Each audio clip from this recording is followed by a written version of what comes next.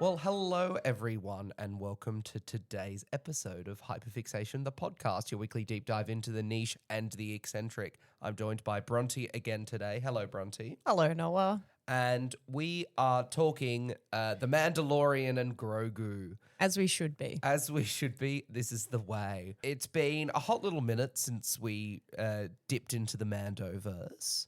The last season aired, what was it, 2023? I think so. Yeah, a few years ago. And it's lovely to see our favourite adoptee and bounty hunter mercenary do their thing on the big screen. It was nice to see Star Wars back in cinemas. It sure was. What was your previous Star Wars cinema experience? I guess it was The Rise of Skywalker. It must have been The Rise of Skywalker. Oh, no, we yeah. saw the original trilogy. We did the original trilogy as a marathon. Oh, that's true. That was probably, that was just out of COVID. Just out of COVID. Yeah. We're going to start this with non-spoiler talk. We're going to just talk about our general thoughts about the movie and general performance stuff, and then we might talk about spoilers later on. So we watched it. It was opening night, was it not? How did you like the movie, Bronte? I liked the movie, Noah. Did you like the movie? I indeed liked the movie. Look, it's not going to change any lives or anything. It's not going to, change people with the power of cinema, but it was pretty fun. Yeah, it was really fun. I'd give it like a solid, sorry, we might be skipping to this too early, but I'd give it like a solid like 3.5 stars. Oh. Sorry, why is that shocked you? I don't know, that seems kind of low. Oh, does it? What would you give it? I love The Mandalorian. Yeah, we both love The Mandalorian.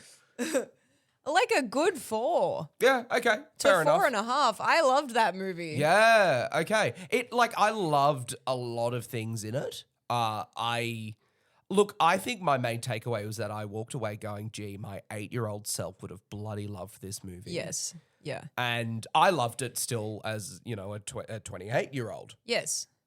But it hit me. It was emotional. It was fun. But look, I think it's a perfect sick day movie. If you're feeling unwell, if you're out for the count, chuck on The Mandalorian and Grogu. It's just a fun movie. Was there anything that surprised you about the movie? Like you walked away, I didn't expect to feel. I didn't expect to feel, and I know that you had the same unexpected experience. I didn't expect to feel as excited about Sigourney Weaver in an X-Wing because we knew that was going to happen. Yeah. I mean, look, we saw her in the X-Wing pilot suit very early on. We did, yeah. In promotional material, so we knew she was going to be in it. But seeing her in the cockpit of an X-Wing, pretty sick. It was exciting. Let's talk about figures because it's been after the first weekend. We're recording this on a Monday after opening weekend for Mando. So we can sort of talk about online reaction. We can talk about financially how it's gone. So opening weekend, domestically, it opened to about 82 million. As in domestically in the United States. For the United States. And worldwide, it's so far done apparently 165 million. So it's a pretty ordinary start, especially in terms of a post-COVID theatre-going audience. It falls a bit behind Solo. Solo, I think, did 86 million domestic opening, but so it's a little bit behind that. But it's one of those ones that has word of mouth going for it. Yes. So I think people are just gonna keep watching it and keep watching it. Like a bit like Project Hail Mary. Project Hail Mary was, I had a similar experience, as in I went and saw it and then I told everyone that I knew that they needed to go and see it. Yeah. So I think it's going to have it's going to have a broader appeal to it. And look, I mean, Disney are doing fine for money, but it would be nice to see more Star Wars films get greenlit. I think also though, cinema is not the event experience that it used to be. It used to be that you had to go when it came out. That was a thing.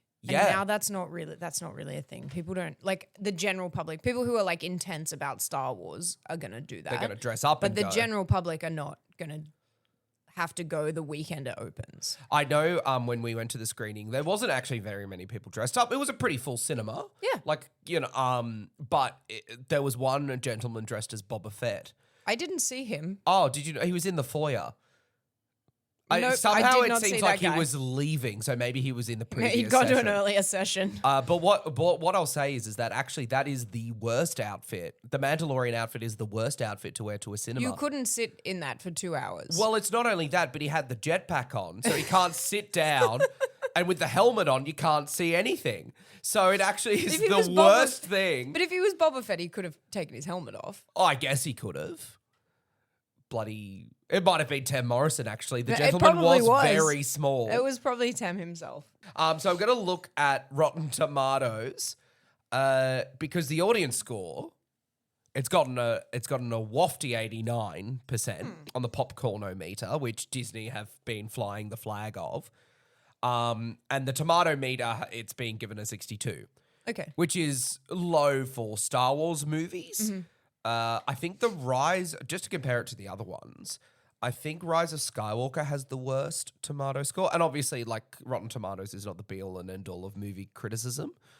I'm sure there's some wonderful Letterboxd reviews out about Mando and Grogu. It's getting slammed on Letterboxd.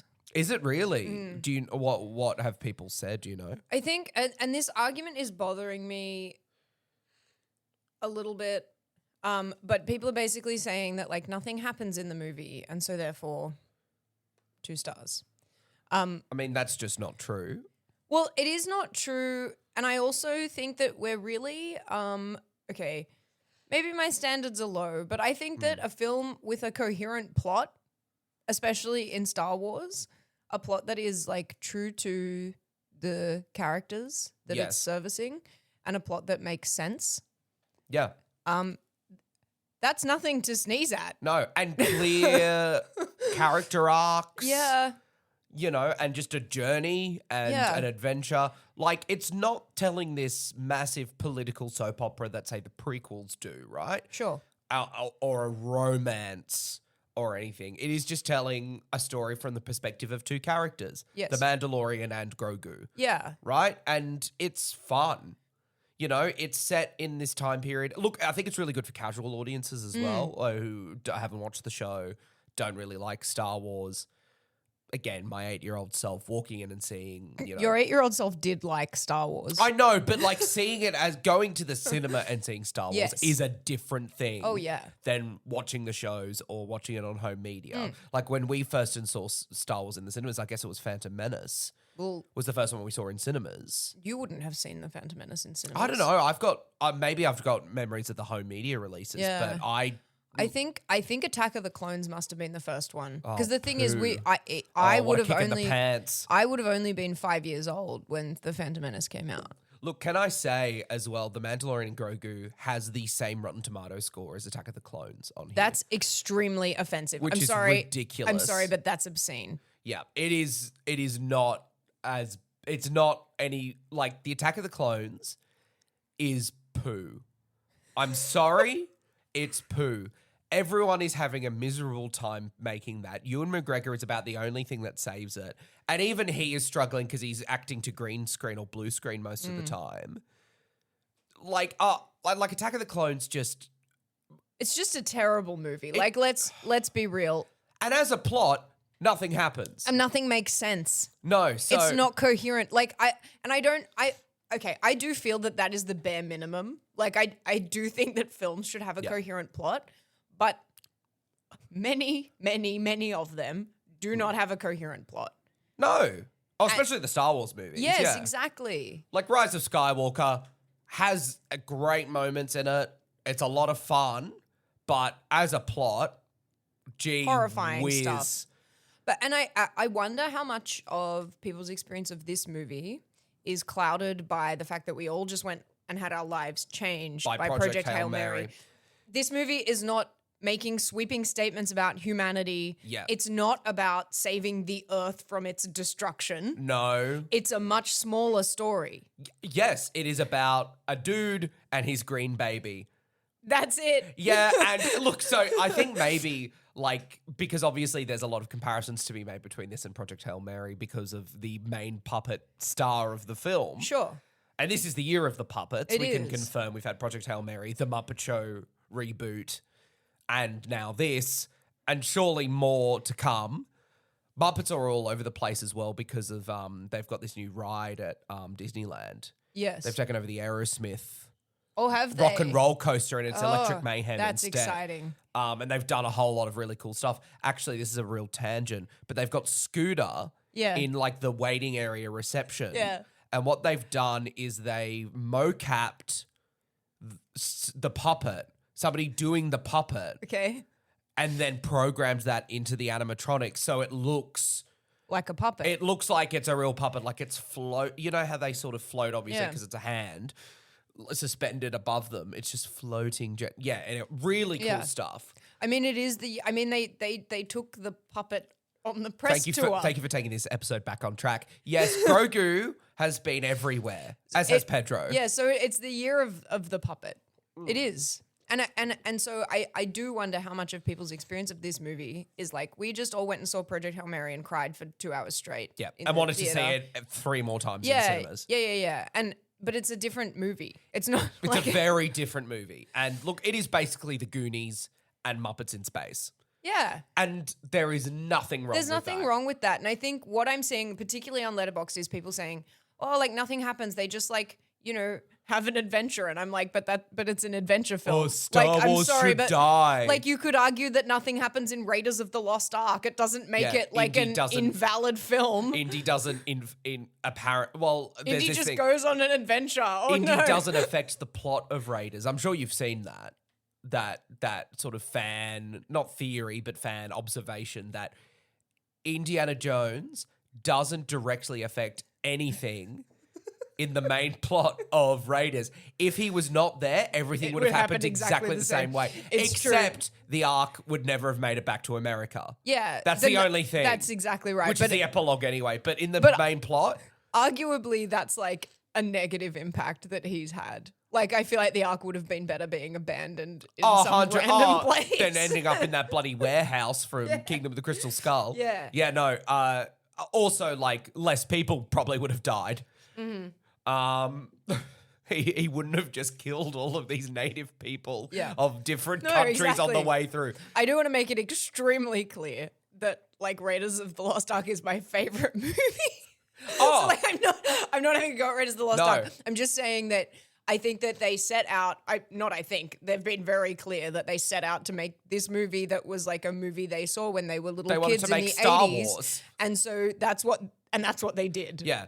Look, people are saying, oh, Star Wars should die, or Star Wars, blah, blah. It doesn't do... Sorry, have you not seen a Star Wars movie? Like, it's not like the original film, right? Not a great film. Let's be Pants. real. Pants. But the love that people have and we have for it, Yeah. like Empire, like an amazing Excellent movie. film. Yeah. Like critically, Things happen in that movie. People are making statements about things. It's true. It's It's such a great movie. amazing movie, right? Return of the Jedi, I would say return to form. It's a little pants, but it's great. I know Return of the Jedi is It's your my favorite movie. It's your Bronte's favorite Star Wars from Return of the Jedi, and I respect that opinion. I will say, like, it is not the film that Empire is in any way, and I don't think you would disagree with that. I don't disagree I with that. get why you love it. But like obviously it's a bit more of the camp fun. It's because that of we had. Yub Nub. No, I love Yub Nub, and they've taken it out. It's No, not I'm in the saying special that's why I edition. love it. Oh, you love it because of Yub Nub. You're Yeah. a purist in that Yeah. way. But back to Mando and Grogu. So like it's had a mixed reception, a critical reception. It was always going to. IMDb has given it 8.6 out of 10. Oh. So like I feel like nobody can quite make their minds up. No. But I just feel like it's a feel-good movie and everything is really bleak and depressing In the real world. in every aspect of Yeah. life at the moment. I want to go to the movies and have a nice time. Yeah. Is that too much? Is that too much to ask? Is that too much, Donald Trump? Like, I really just want, like, to look at the Anzellans running around. Yeah, there was a lot of Anzellin in this movie. There was. They were like, oh, remember how they became like this part of season 3? Let's make them half the movie. They are one of, okay, this is a tangent, but they are one of my favorite Star Wars, like, species. Really? Yeah, they have been ever since. Babu Frick really, like, captured my heart. And like... I'm going to have to rewatch episode 9 because there is some magic in there. He is, like, one of the funniest characters in the entire franchise. Frick. Yeah. Babu Frick. He's, like, so funny. And there's a lot of nice little details in this movie as well. I mean, Grogu is top tier Star Wars characters, I think we'll say. Dave Filoni and Jon Favreau have been really open about how they've been consciously aging him up, and Grogu has become their reason for Star Wars, right? It's like he is the creative vision for Grogu is what's keeping them going in a lot of ways. Yeah. But one thing that's really obvious is how they're aging him up. So I watched like a little bit of season 1. So did I the other day, actually, and it was really like, oh, he's like a little baby. He is a baby. Yeah. He is like gurgling and he can barely walk, and he's like, he's really young in this. And he's not quite aged up in season 2, but then Book of Boba Fett, after he's done all the training with Luke, I would say he's more of a toddler. Yep. Like he's a bit more independent. He's aged up a bit. In this, I'd say he's a young kid. Yeah. He is aged up again. He still has a lot of his, he's still the same character, but they've aged him up. He's reacting more, like he's laughing and stuff. Yeah. Like there's a little scene where I won't spoil it yet, a little scene where he's on a beach and he's running around and laughing playing in the water. And I'm like, oh, this is really nice the way they're sort of, and like this is a bit of a coming of age movie as well in some ways in terms of his journey. Yeah, it is. Look, I think we get straight into spoilers. Okay. I was just going to say that I feel like it's nice of you to like not want to spoil things. However, I feel like my complaint about this entire process is how much was revealed in footage and clips and the trailers that came out before the movie was released. They have released most of the movie in promotional material. And look, with the amount of press they're doing, the amount they've got that bloody puppet out and about, it's really clear that Disney have put every single ounce of marketing creativity into trying to sell this movie, into trying to get people to go, which reeks of desperation in a way that seems so just alien in terms of like, terms of Disney, like they're having to fight to get people to see a Star Wars movie. It seems crazy to me. But you genuinely do this is such a tangent, but you do have to fight to get people to go to the movies. These days, we were just talking about Project Hail Mary, right? Like one of the best films of the 21st century, right? I would say. Yeah, no, it was great. I love. And I had to argue with people and I don't mean random like strangers on the street. I mean like people who know me and who value my like opinion on things. And I'm like, no, you have to. And they'll be like, oh, just wait till it comes. And I'm like, no, don't wait until it comes out in a on movie. friggin' Netflix. You need to go to the movie theater and watch it on the big screen. And look, as much as it's like you see a clip of Harrison Ford going, you need to be in a room with a million strangers looking at a screen in the dark. Like, there's that, which, yes, he's right. He's not wrong. I would like to ask when the last time he went to a public movie theater was. Well, when he could have. Like, maybe he does. Maybe he does. And just goes, wears a hat. Oh, no, that wouldn't help.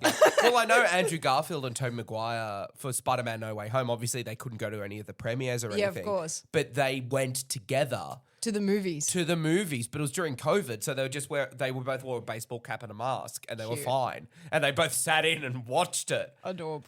And it's like, that's kind of sick. That's awesome. As an experience. And look, let's get into spoilers, and we're also going to be talking about Maul. Shadow Lord in this episode. Well, it's the end of Star Wars month for us. Tragically. And it was marked with Maul, Shadow Lord, and the finale was on May 4th. And Mando and Grogu, and we'll do a bit of a Star Wars wrap up as well. We'll talk about Star Wars Fortnite, because back to them revealing everything, Pedro Pascal's face, right, being in it. We already know what he looks like. Like, I get they needed to show a bit of him to sell the movie. Yep, because... And to get people to go. Because of season 3. Like, if they'd have set up... And I'm not saying they should have... This is a tangent. But, like, I think that they needed to, in season 3, be like, actually, we're not doing this, like, face reveal every single season. We're not setting up that pattern. Right? So, and I'm glad that they made that call for season 3. But what it meant was that then everyone was like, well, he's, like, not even in it. And so I think they had to kind of... wanted to desperately prove that he was in this movie. Yeah. Which is like, I understand, because I think that if people thought that he wasn't, then that would have further like reduced the people going to see the movie. Yeah. Oh, 100%. And I think it would have been nice for them to allude to it more. We are capable of subtlety as a species. Yes. Look, that being said, they are trying to sell a Star Wars movie, which, again, subtlety and nuance are little gems that are very gingerly sprinkled throughout the movie in you know, a lovely way. But, yeah, look, I get that they need to sell the movie, but seeing so much of Pedro Pascal's face in the trailers really annoyed me. They really ruined it for me because it is... When you see his face, so we could talk about spoilers. Yeah. So the Hutts, who are the big bads of the film, the twins, who are, I think they're cousins of Jabba or something. They're just part of the Hutt family. Yeah, they're his cousins. And they unmask him.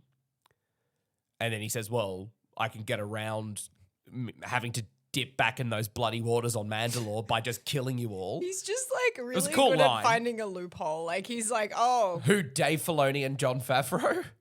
No, Din Djarin. Oh, okay. Because I feel like it's them going, oh, gee whiz, how can we... Studio wants us to get Pedro in this one. Look, it annoyed me because basically in the trailer, you see all of the shots of him with his helmet off.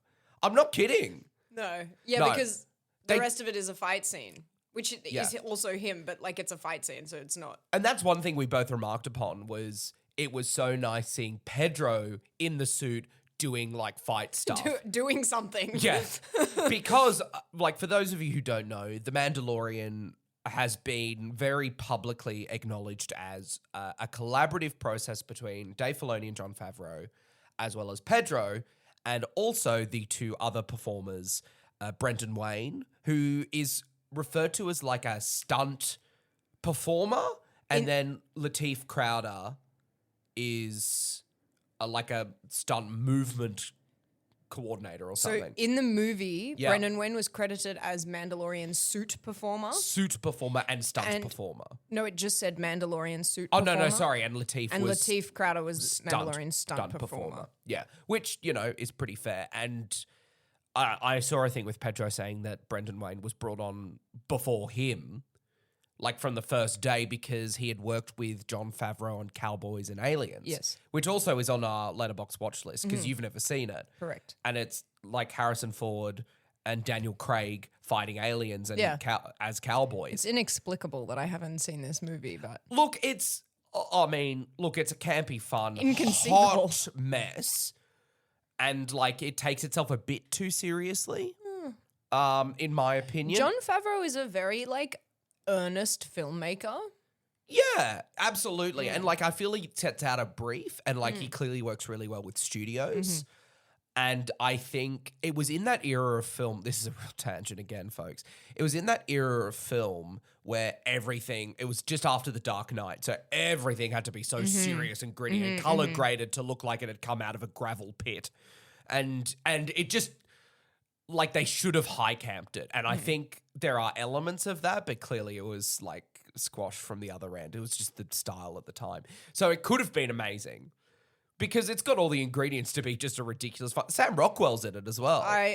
As like the bartender, the humble bartender. Sam Rockwell is arguably my favorite actor. It could be. He could be. I think he's everyone's sort of secret favorite.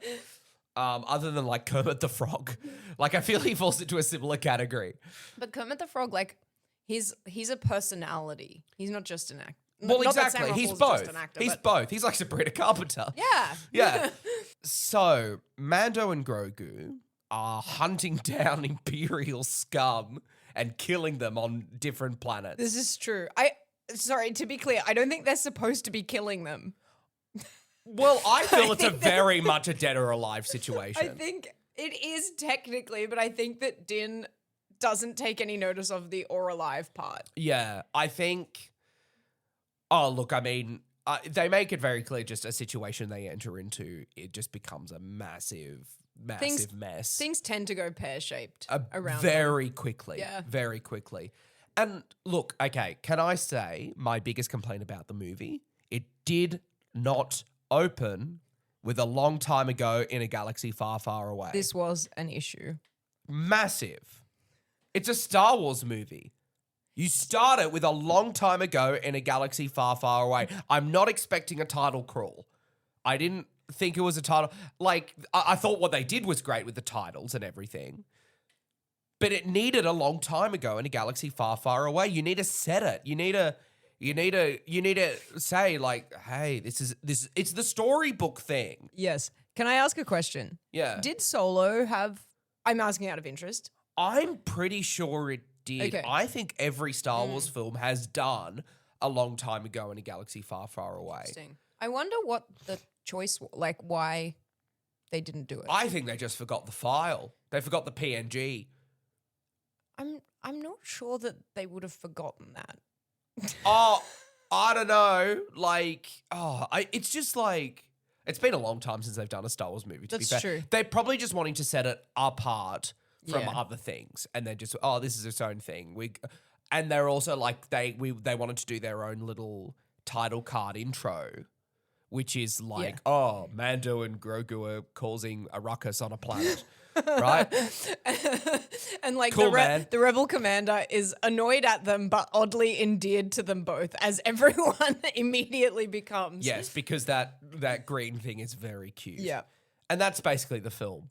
Din gets himself into a mess, and Grogu is cute. Look, it's not high art. It's a Star Wars movie. See, this is why I don't get why people are like angry or annoyed No, about it. It's these like people need to they're going watch- in going, gee, not my cinema. It's a Star Wars movie. These people need to Get go back and watch real. A New Hope. Bloody live a little. Yeah. Have a nice time. Try having fun. Yes, it's like, sorry, there are a lot of things you can be angry about, especially in terms of Star Wars. Yeah. Just be mad at Attack of the Clones like a normal person. Or The Last Jedi. Exactly. Which, There can was- I say, The Last Jedi on this has bloody 91%. That's outrageous. Can I say something that I really, really, really appreciated about this movie? Yes. Sorry, for those wondering, we've got a massive poster. Oh, I forgot this was a podcast. No, that's all right. I appreciated, this is a spoiler. Yeah, no, we're in spoiler territory. Okay. Don't you worry. Warning's gone up. I appreciated that it was completely self-contained and there was no like legacy stuff at all. Yes. There was no John Williams. There was no like random, There was not like- a lick of John no Williams in this. Millennium Falcon. Yeah, the Falcon no didn't show up at Yoda, the end. and, No like, Chewie. As much as I would have loved that if it had happened, I really appreciate that they very deliberately were like, this is its own thing. Yeah. Like, because I thought, I mean, it looks like Grogu had Yoda's stick Yeah. in the trailers. It It's was just just a a stick. stick. See? And it was great. And pretty much every character was new. It was like a species-specific behavior. Oh, 100%. There was a lot of love for the Clone Wars. Look, there were a lot of nods and references and things, but nothing that was like, And obviously, like, Zeb Aurelius is in it. yes, Zeb from Is that Star his Wars name? Rebels. Yeah, that was great. And he was great. Yeah, but he was the only... And Embo. Oh, yeah. Yeah, and the Oh, twins. and like the Hutts, obviously. And the Hutts and the twins yeah, and yeah. Rotar. So it's all stuff from the Clone Wars, Yeah. basically, and which hasn't been seen in live action. Mm. And so it was cool for, I guess, for people who grew up with the Clone Mm. Wars to see a lot of that stuff. And like, it was cool as a Clone Wars fan to see that. But, it's nothing that really impacted the movie or the No. plot. And it was great.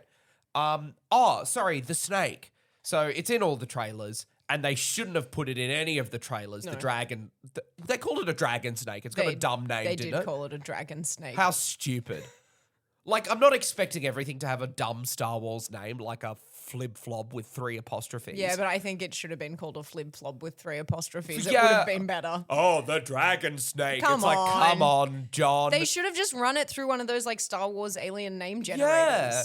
Like, like we all know what he's talking. Well, they like, the audience is going to be too dumb to figure out what he's talking about. So call it the dragon snake. They'll figure it out. I don't know why they didn't go for a Star Warsy name. No. Like an ancient mythological, because it's a cool creature. Yeah, it's really It's a cool design. So it has appeared in Star Wars before. Has it? It's been in Clone Wars, but also apparently it's the thing. Well, like a version of it, like an offshoot species of it, is what eats R2 in Empire in On the Dagobah? swamp and spits him out. Yeah, apparently it's the same creature, Oh, okay. But which is cool. that's cool. Who were those other guys? Oh yes. So there were these like frogmen, cobra, reptilian kind of They look like a jobbies. Doctor Who villain, actually. They were a bit Doctor Who. I recognize them from the Clone Wars. I think because there's a Clone Wars arc where they go to Nal Hutta, and that's our first time seeing Nal Hutta. Also, really cool to see like Homeworld. Also, that the twins' palace, and I think this is in Clone Wars as well, is the same design as Jabba's palace, but it's all swamp infested and half organic. Really It was cool. really cool design, actually. Really cool. Yeah. And a great set piece, you know, and obviously it's in the beginning of the movie and also it's in the climax. Also, like, how difficult is it to disarm Din Djarin? Because it happens twice in the movie where he gets quote-unquote captured and disarmed. But, like, how can you disarm a Mando? Like, Well, okay. the whistling birds, like, do you have to get a pair of tweezers and pluck them out of his little gauntlet? You have to empty out his bloody petrol canister for his stupid flamethrower? Yeah, like they spent time taking every piece of like weaponry off of him. Yeah, He was unconscious at the time. both times. Yeah. And also, sorry, that's a bit Doctor Who-y as well. Oh no, he's been captured again. No, Quick. it's very Mandalorian. Din Djarin, Very like, Western. he always is concussed. Yeah. Like, he cannot get through a season of his show or a film, as it turns out, without sustaining, like, a significant concussion. Yeah, that's very true. I can get behind the helmet thing because he hits his head all the time. Oh, so many times. Can I ask, and I don't want to poke too many holes in this movie because it's great, fun, but wafer thin, right?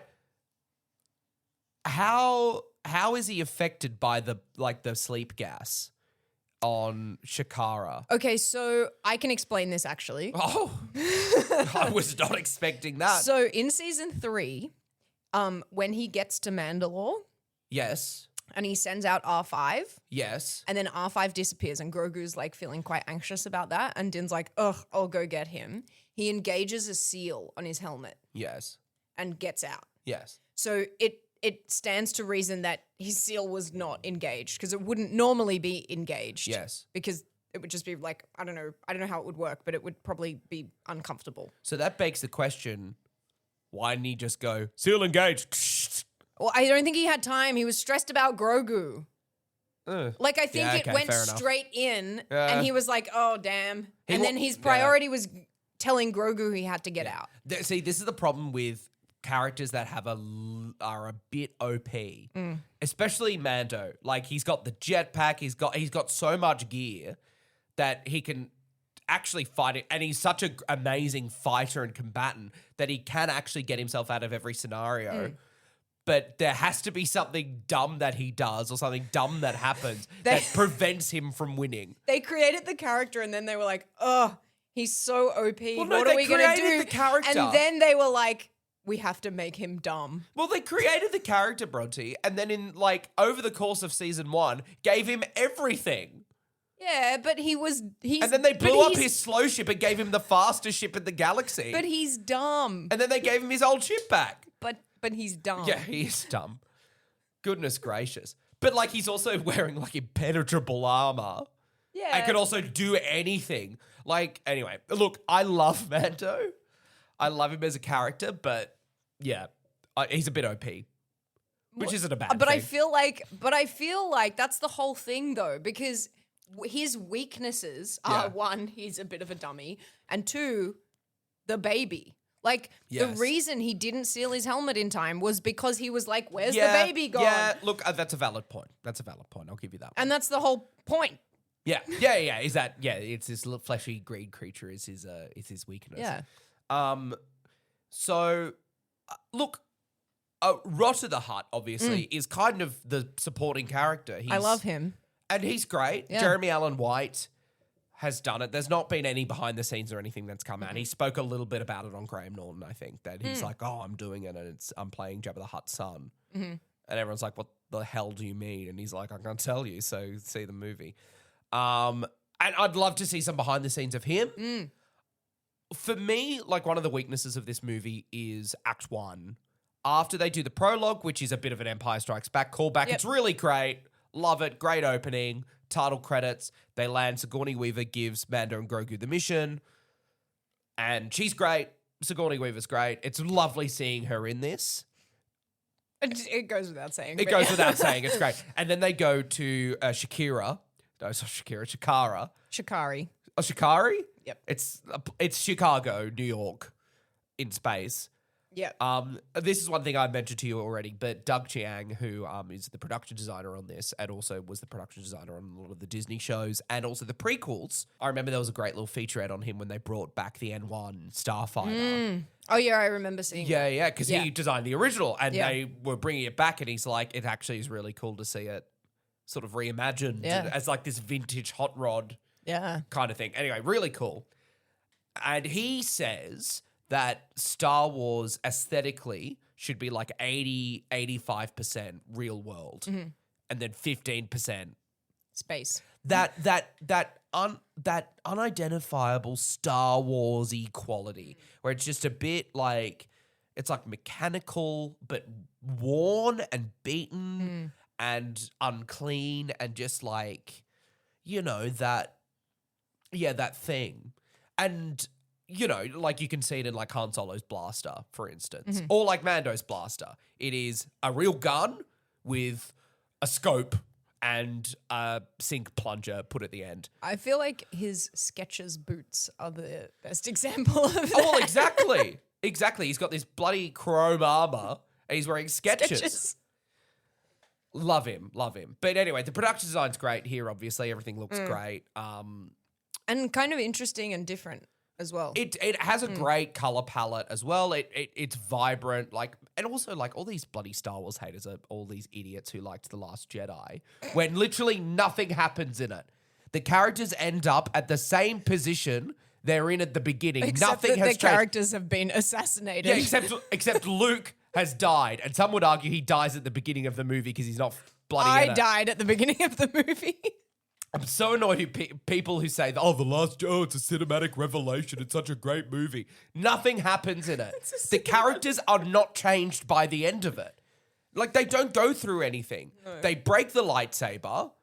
They kill Snoke, and it means nothing because we don't know who he is or his relevance or importance to Ben, really, or to anyone. Sorry, I really don't like The Last Jedi, and every time I think of it and watch it, it makes me more mad. Hey, Noah. Yes? What about the Holdo maneuver? The Holdo maneuver is cool, and it's a good exploration of that of the light speed thing in Star Wars and what happens when you don't calculate it properly. Yeah. That's true, really because cool. that's in the first, this is a tangent, but that's in the mention it. first movie. Like, Han's like, can you stop messing around? I need to do this properly or we'll It's quite blow an up. intense calculation, Luke. Shut the hell up, please. But why does Laura Dern have that stupid wig on? I'm sorry, I totally rage baited you there. You did? Look, okay, you can come at me in the comments. Go for it. Go nuts. The Last Jedi sucks. I'm not saying The Rise of Skywalker is any better. It is a different movie. At least The and it Rise of has its Skywalker. shortfalls. At least The Rise of Skywalker is a Star Wars movie. Look, I would say The Last Jedi, one of its main sins is that it's really dull. Right? Because you go, well, this isn't Luke Skywalker. And, like, it's funny, but not the same style of comedy. It's Rian Johnson funny, and his comedy is funny, but it's not Star Wars comedy. Anyway, it's just not a Star Wars movie either. And as a movie, the characters aren't affected. So as the middle act of a trilogy fails on all accounts anyway. This is getting trimmed down and cut. That's okay. But Mando and Grogu... Get it out. Look, I'm not saying Mando and Grogu is a better movie because it isn't taking these huge narrative risks or that The Last Jedi did. And it's, it's fun and cute and, whatever. But I had a much better time watching it. And sure, everyone can be all high art and cinema and blah, blah, blah. Star Wars should die. Well, but what's the point of cinema if not to feel something? And if you can walk away from an experience going, that has made me feel better about my life, I think that's great. I think also something that people often forget and are actively forgetting in this, and I don't know how, but they are, is that Star Wars, it's children's movies. Yeah, it's a kid's movie. This is a kid's movie for kids. Yeah. We're all grown-ups, Yeah. and it's nice that we can enjoy it too. We're actually not the intended audience. No. But, Star Wars is a universe. It's a universe I love to be in. And that's why something like Andor is great. Yeah. Because That's for us. It's an adult show. Yeah. It's like, hey, this is for a mature audience. And this is going to reflect our real world. Whereas this movie this isn't going to reflect any part of your world. It's a father-son. Space opera. Yeah. In Western in space with a father and his adopted green magic baby. It's just nice to go to a movie and enjoy it and not have to go whatever. Technically, it's really well made too. Yeah. Gee, it's not like The Dark Knight where you see the camera crew 3 times. I love The Dark Knight. I think it's fantastic. It's obviously one of Chris Nolan's best movies. I love it. And we're going to rewatch it together at some point, aren't we? This is news to me, but sure. No, it's on our watch list. Okay. You said you wanted to watch it. I have no memory of that conversation, but that doesn't mean it didn't happen. No. And it's great, but you do see the camera crew 3 times. At least you don't see a bloody boom mic in Is this. it 3 times? It's at least twice. I may have added an extra one on his GST. Now, you see them in the helicopter shot at the beginning. Yep. And then you see in the interrogation scene, you see the camera crew again in the reflections of the mirrors, which obviously was going to happen on that set. But I don't know why they weren't going through the footage with the fine-tooth comb. I would argue that the Mandalorian is a walking mirror. He is. And actually, there's some lovely shots, especially with Sigourney Weaver at the beginning, where it's clear where you can see her. You can see her in his reflection and you can't see the camera crew. There's a couple of times when you're like, oh, that's a studio light, I think, in his reflection. But also the guy's metal. So and you can put that off to, oh, that's a light in the Hutt's house. Yeah. That they've left on. It's a lamp. House. It's just a little lamp. It's just a lamp. Hutts are cool. It's cool to see them fight. Yeah. Yeah. Also, probably my favorite sequence in it was the gladiator pit. The pit. Yeah. Although with the Jajaric table as a lovely reference to A New Hope. It was the exact same plot line as Gladiator 2. The movie. Yes. Oh, you mean Rotta's journey? No, the scene where Din goes into the gladiator pit and has to fight he wakes up, he has to walk out into the Colosseum, he has to fight Rotta, he surrenders. It's the exact same plot line. Yeah. Do you think they got Paul Mescal in the suit? Yeah, maybe Paul Mescal was Rotta the Hutt. No, actually he was the big ape one. Yeah, so my downfall of the movie is just that first act on Chitauri is slow. It has an awesome prologue and it's all guns blazing, and then it just takes a real handbrake for some fetch questing. And which, can I argue, because I've seen people complaining about that also. Oh, as the movie is a side quest? I've seen that comment. No, just about the way that Din, the fetch questing thing. Yes. That's the show. It is the show. Absolutely. I just feel like they needed to cut to the chase a bit quicker because we all knew where it was going. Yeah. Mando was going to get into the pit. Yeah. We knew that's where it was going to end. As soon as we saw Lord Goulash, what was his name? It wasn't that. Lord Nuance? Nope. Lord someone. I'm not sure of his the name. Imperial officer who the head of this planet that turns out to be the imp. Mm-hmm. It was very obvious he was going to be the imp. Well, he was a white British guy. No, but he was in one of the clips that came out. Oh, was he? I didn't even see that. But wasn't he in the show before? Wasn't he in that? No, wasn't he in that round table in season 3 with Moff Gideon? Because that other guy was at the beginning. Yeah, that's true. I think we've seen this bald guy before. It's possible. But anyway, he walked on screen. I went, well, that's the Imperial officer. Janu, well done. Janu, Lord Janu, Coin, Lord Janu Coin. Yeah, it was obvious that he was the imp. So the fact that Mando didn't go, hang on a minute. I'm sorry. No, hang on. No. What? What do you mean the fact that Mando didn't go, hang on a minute? He never goes, hang on a minute. Oh, I know. He's but never hung on a minute. But like, he has been doing nothing but hunting down Imperial officers. He would have noticed a pattern. Surely even him would have noticed a pattern and gone, this guy sounds and looks exactly like an Imperial officer. I'm not going to question it. You know what I mean? I genuinely don't think it occurred to him. They've made Mando so dumb that I don't even question it. But Grogu was there. Yeah, but Grogu can't speak English. Grogu probably was like, oh Why my wasn't gosh, he tucking his hello? cape or something? I don't know. Anyway. I would like to discuss his inadequate security setup at his house. Janu. No, Mando. Oh, Mando's house. Yes. So Mando's little house on Navarro.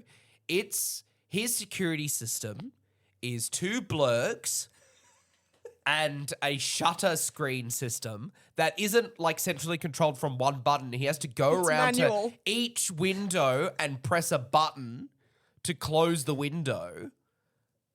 I do appreciate that he had a tiny escape tunnel for Grogu, and I would love to know how he dug that. I read it as it was just like a water grate. Like it was just like it built into the house for like an irrigation system. Oh.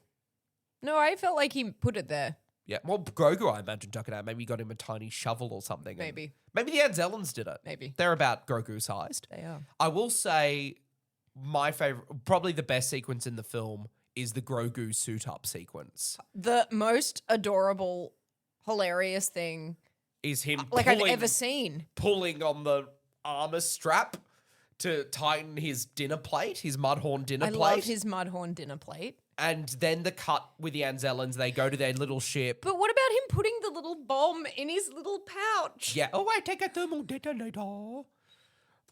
Really cute stuff. And like, that puppet is magic. He's magic. Yeah. And that is, I think the essence of Star Wars that they've really captured with him. And look, that character is like, the two of them have given a rebirth to the brand at its lowest point. Yes. 2019.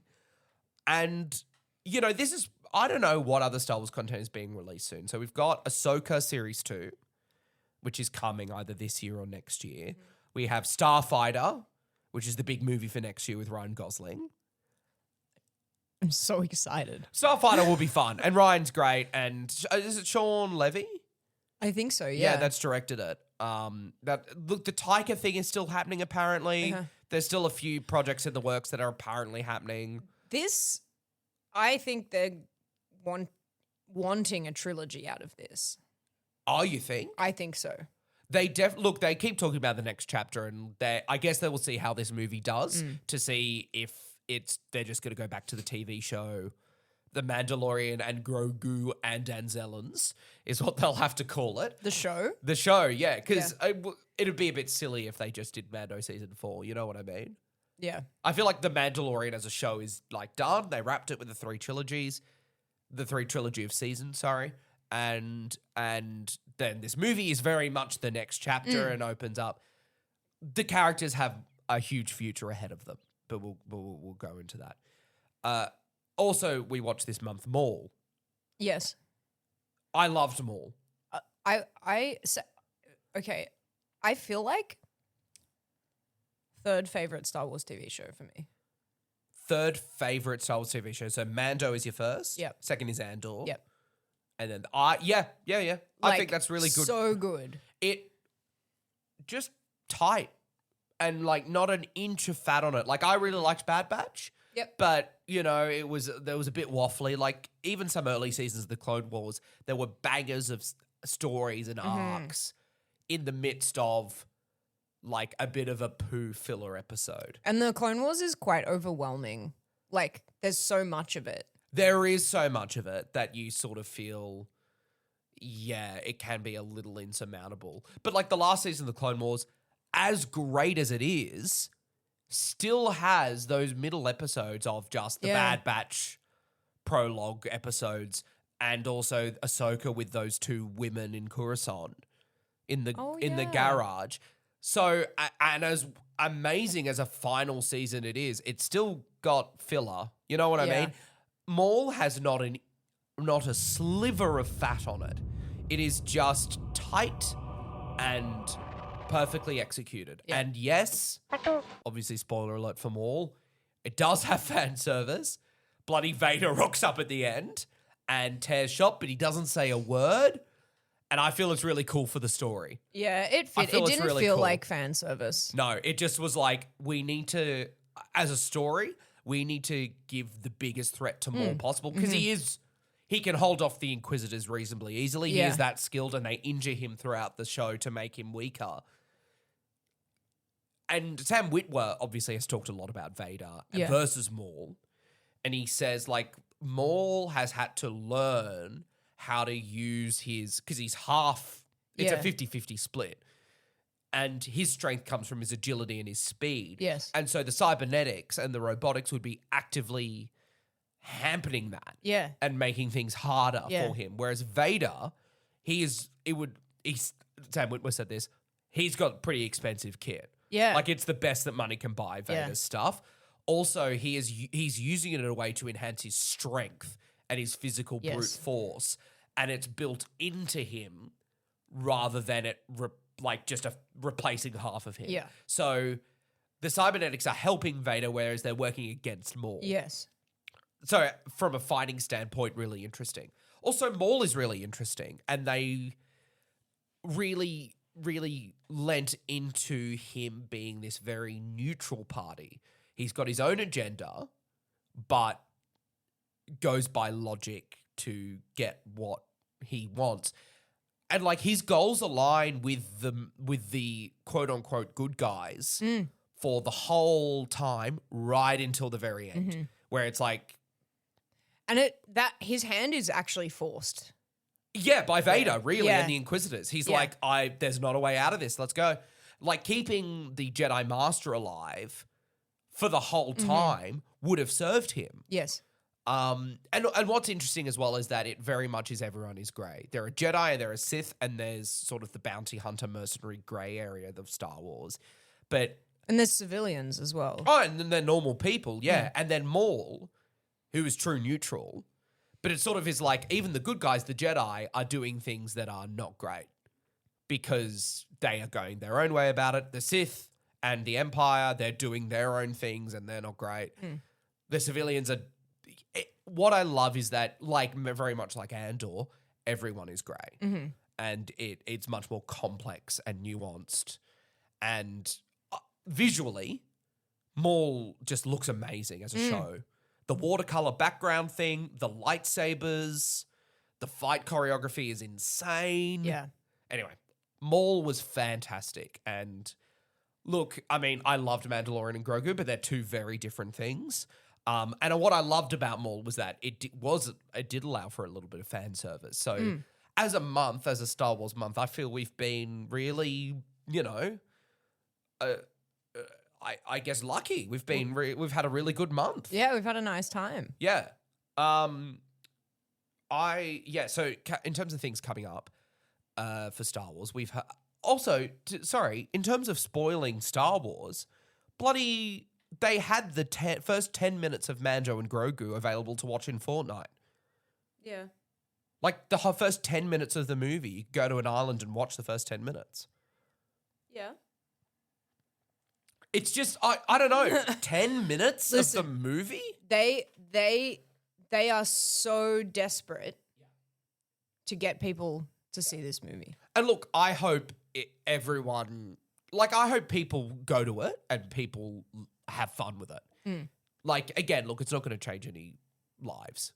But, I think there are 8-year-olds and 8 to 12-year-olds who will go to it and go, that was so much fun. And it'll become a nostalgic thing for them. And they use it is nice to see a lot of practical filmmaking. Obviously, the huts are largely CGI. Yeah. But like things like Embo was, he looked almost digitally replaced in the movie, but there was a live guy on set in costume. Yeah. So I'm not sure it was what happened difficult there. because a lot of his scenes were like in the rain. In the and that dark kind of thing. and the lighting. Look, there's some fantastic CGI in it. Yeah. But yeah, look, there was a lot of practical the- filmmaking, clearly. The practical filmmaking is what sets it apart, I think. With the puppets, especially. Like the Anzellans and Grogu, like there's a lot with them. Like there's probably like 45 minutes with just them. And they're great. Yeah. And it's funny and like it's also funny, the movie. Yeah, it's But funny. I think it needs 10 to 15 minutes chopped off that first act. And it would have been really, really tight. But I enjoyed it. And that's all I wanted. Yeah. Look, for those playing along at home, I've had a crazy week. May has just been awful in terms of, and it's been awful for you as well in terms of busyness and everything and just life things. And for me, it was a really nice way to end it. Yeah. So we want to thank everyone for joining us. Did you have any last thoughts that you wanted to say about Mando and Grogu? I actually have one other thing. Yes. I wanted to talk about Grogu's character Yes. because I really like the way that so like a lot of this movie is about how up until this point, really, largely Din has been protecting Grogu and Grogu's been a baby. Yes. The young protect the old and the old protect the young. Oh, sorry. The old protect the young and the young protect the old. It was worse the second time, but it was pretty bad the first time. How rude. How rude. I think what you did was rude. Anyway, but like it's no secret that this is really about like Grogu kind of coming into his own. Yes. And obviously there's like a whole extended sequence where Grogu, like Din is completely incapacitated for like a large portion of the movie in a couple of different ways. And Grogu has to like Emotionally. no, like No, literally. I know. I was making a joke. And Grogu has to like figure it out himself. Yes. And I really like the way that Grogu is wise. Like I like the way that they meld his wisdom with like the fact of him being a small child as well. Yeah. It's an interesting point. And one thing I took away from it, and what was nice that there was not a lick of John Williams and that was just Ludwig Göransson's score. Which we haven't talked about at all, but it was sick. Oh, it was amazing. And like, what can you say? Ludwig's great. And the stuff is amazing. What I had another thought about the music is that although there wasn't a lick of John Williams, it was very Star Wars and his use of hero themes was very John Williams. Yeah. So like in the opening, for instance, there's a few, while you see silhouettes of Mando and they building up to his big reveal and there's little licks of the theme and stuff that you're hearing in the score and then he appears and it's the big ba ba ba ba, you know, like basically gets that as he enters. And then when Grogu comes on, it's like the foundling It's his theme. little, yeah. And it was awesome because we all saw that shot in the trailers, but with the music. Yeah. Adds so much, and I didn't actually realize that Grogu really had a theme. Yeah, he does. Until that, I'm like, oh, of course, that's his Yeah. theme. It's the child theme. Yeah. You know, and I'm like, oh, that's great. And it was lovely to have that musically. And I'm like, yeah, it's great. And the main theme is great. Everyone is going nuts as well about the bloody, like, jazzy version. That Everyone's obsessed about it. about the one they chuck at the end of the movie. Is it in the movie? I believe it's also. I only playing think in the background of something? I only think this because in the soundtrack album, it's like the third track. Oh. So I think it must be playing diegetically earlier in the film. Yeah. Look, I want to have a proper rewatch of it, a bit of a breakdown, because I want to look at those effects again and be like, what have they done here? Obviously, the droids are all CGI, and there's a lot of like. One thing they didn't even really go into in the movie, but they're just sort of there, are all these broken down like battle droids and like reconfigured. Yeah, that droids. was really cool. Didn't even make a single racist remark about them. No, I think they were like after IG-11, or 13 or whatever model he was, he's really settled down about the whole droid thing. Yeah. It would be nice though if they had, for me, just a little thing, they had like a little like droid smith character, like a little dude who was like, or they had some enslaved Anzellans who were, because they're droid smiths and they're making the droids. Or Ugnaughts. Or Ugnaughts or something, like little, like that would have been and I'm sure that actually in the plot, that is a thing, and that's exactly what the Hutts are doing. They've got these little slaves that are making all these droids and refitting all these old They would Clone have Wars droids. The Hutts are slavers. Well, exactly, and there are all these droids, and they would need droid smiths to make them. So that would have been nice to have a little.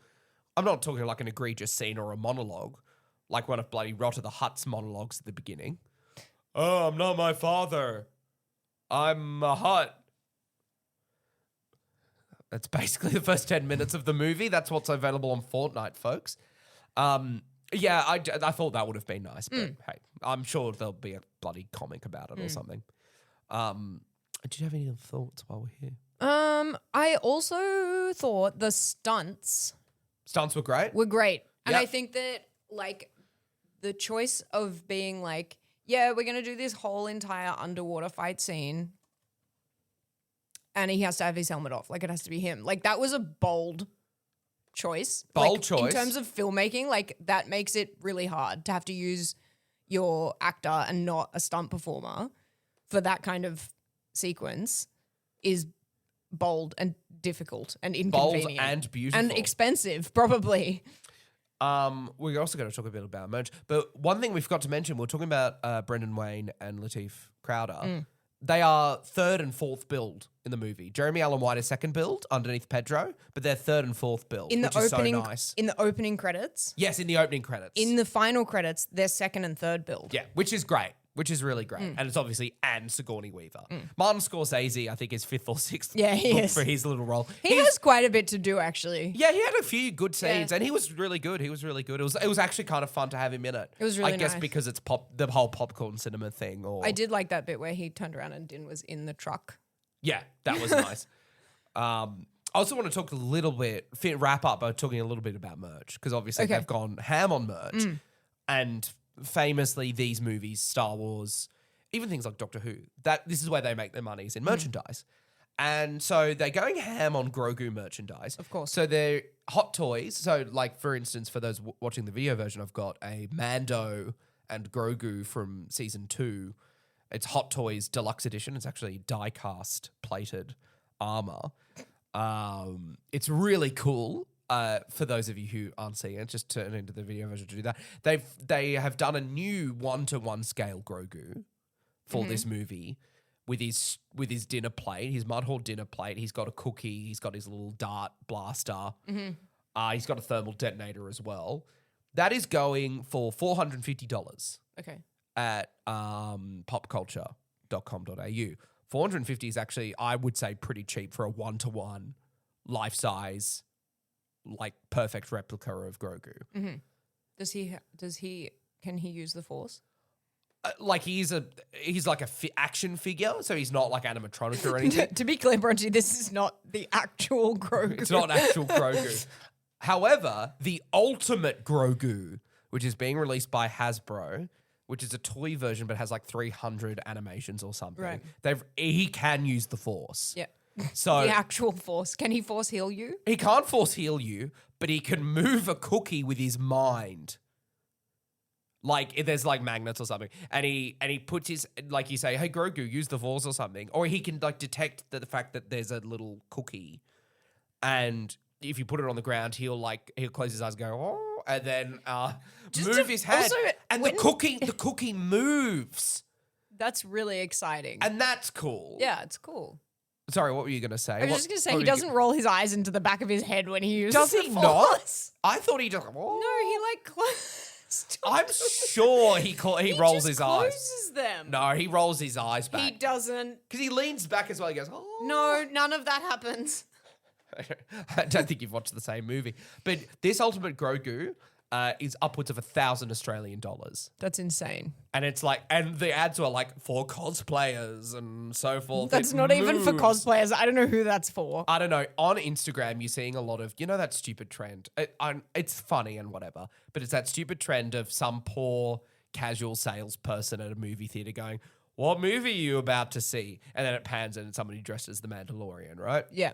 Or as Ryan Gosling in Project Hail Mary. It's, Okay. it's that thing. Yeah. You know that thing. There was one and he had the Hot Toys one and it looks perfect. He's not moving. Yeah. But you go, well, that's Grogu. Anyway, I am very tempted by that Grogu. But The we'll see. $1,000 Grogu. Not the $1,000 one, the $400 one. Oh. Anyway, I don't have money for it, but you know what I mean? Like, I'm not a collector. Yeah.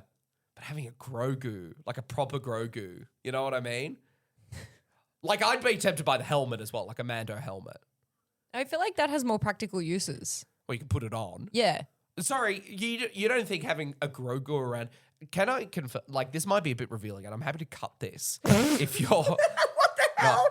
We watch a lot of TV. We watched all 3 seasons of Mando, for instance, like, on broadcast. Most of that time, you were clutching a Grogu toy. Yeah, but I feel like yeah, the little plushy one that makes not noise a that goes... $400 Grogu. Ba-dum. Like I just in my brain, there's a bar, Yeah. and $450 is above the bar. I Of love to what hold. clutching? You can Yeah. hold him. Yeah, but I can hold the one that I have, which. You're not going to break him by holding him. You're No, not no. throwing him across the room. No, I'm not concerned about breaking him. I just already have one. Yeah, fair enough. All right. Look, anyway, I'm thinking about it. But also I want the helmet. I want a Mando helmet. Yeah. Does it have a voice, like a vocoder inside? I know the Black Series one, which Adam Savage did on his YouTube channel. He did a review of it, and because he had I think he had like a fiberglass one made from the original cast Right. that they used for it, and it's like a 1-to-1 scale, near perfect replica. And the Black Series one is very close, like imperceptibly close, because he had the spray paint of the exact silver color. And did it, and the difference is negligible. What it does have actually is internal details. Oh. Like Star Wars-y details, like Star Wars foam and stuff. And I think it has the light maybe on the side. that's a on cool the side. feature. So it's got some cool stuff. It legitimately is cool. So I'll look into the Mando helmet. We've got a little Mando shelf, and it's got the Lego Razor Crest, the Lego N1 Starfighter, and a Grogu I 3D printed.